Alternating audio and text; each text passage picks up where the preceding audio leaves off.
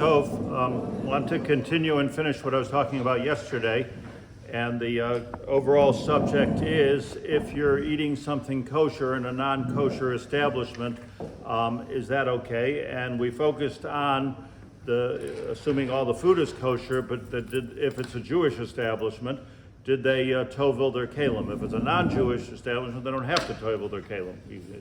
There's no such thing. But if it's a Jewish establishment, they have to toivel their kelim. So true, the ice cream might be kosher or whatever it is that you're eating, but are the kelim kosher? When I say the kelim, I include the ones you're eating on, or the ones that they're using in the kitchen. It needs tevilat or it doesn't. So let me just say a couple of brief things. Number one is, even if something needs tevilat, I mentioned this yesterday briefly, if it needs tevilat, and even if you're not allowed to use a plate, if you have a plate in your house that's not toiveled, or a fork or a knife, you're not allowed to use it, it never makes the food not kosher. It doesn't transfer to the food. Meaning it's an isser of use, it's not like treif where it goes into the food. It's just you're not supposed to use it. Point one, which is very, very important for this very, very brief discussion.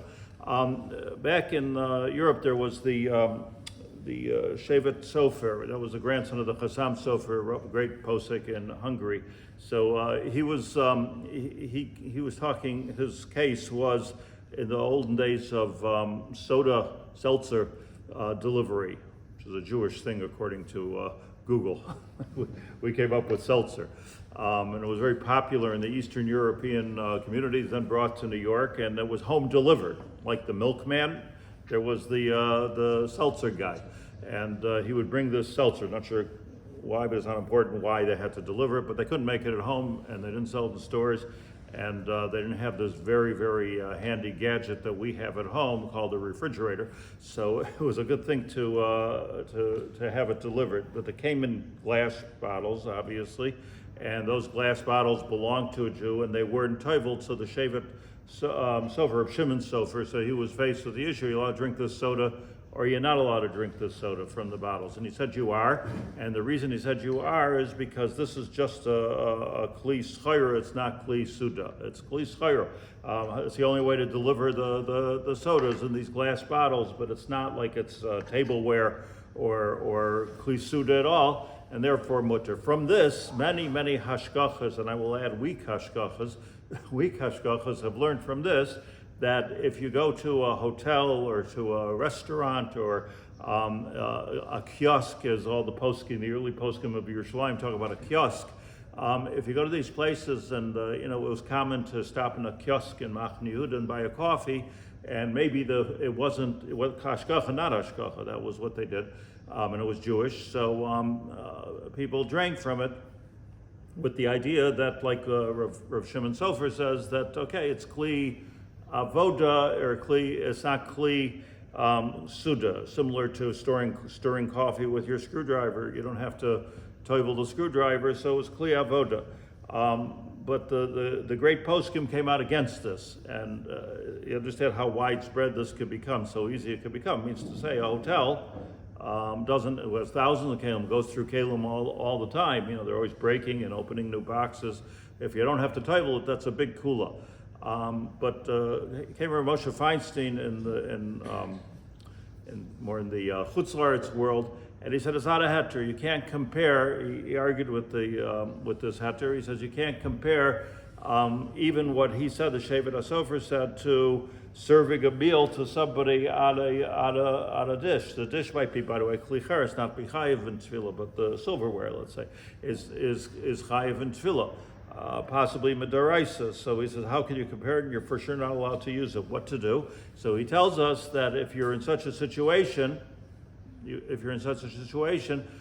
remember that it doesn't make the food not kosher. So the thing to do is to take the coffee that they give you in a glass cup and pour it into a paper cup. So if it was treif, you can't pour it into a paper cup. But because it's kosher, you're not supposed to use the kli, pour it into a paper cup. That was what Rabbi Feinstein said. So you should always try to slip it off, or he gives the eight, so sometimes you could eat something with your hands if it's hors d'oeuvres or something, but you shouldn't use kelim which are not toivel. So says Rabbi Feinstein, even if it's for industrial purposes. Rav Shlomo Zalman Auerbach also says that this is not a heter. That I was actually intrigued by what he says. It's brought here in this sefer, Untoiveled Keilim. He writes here, you can't consider hotel utensils or restaurant utensils and kli schara. However, he says we have to remember the isur ishtamshus eino ela midrabanan. Using it, you have to toivel it, maybe derisa, but using it, untoiveled keilim, which comes up, by the way, all the time. You go to visit some relative and they get you special kosher food and everything good, and they even get you new dishes. You know, I know how kosher you are. They even get you new dishes. Happened to me many times. So the isur ishtamshus is midrabanan. Isur to use it in midrabanan. The amrulan, and on this Chazal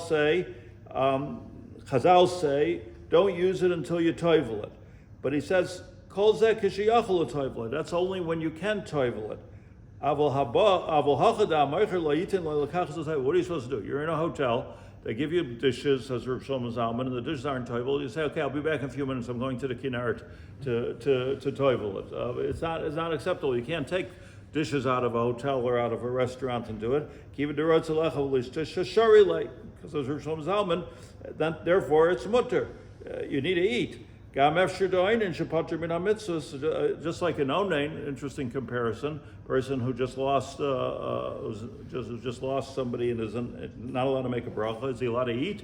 Because he can't make a bracha, you're allowed to eat. So he eats without a bracha. So the same thing is this person eats without tevilat.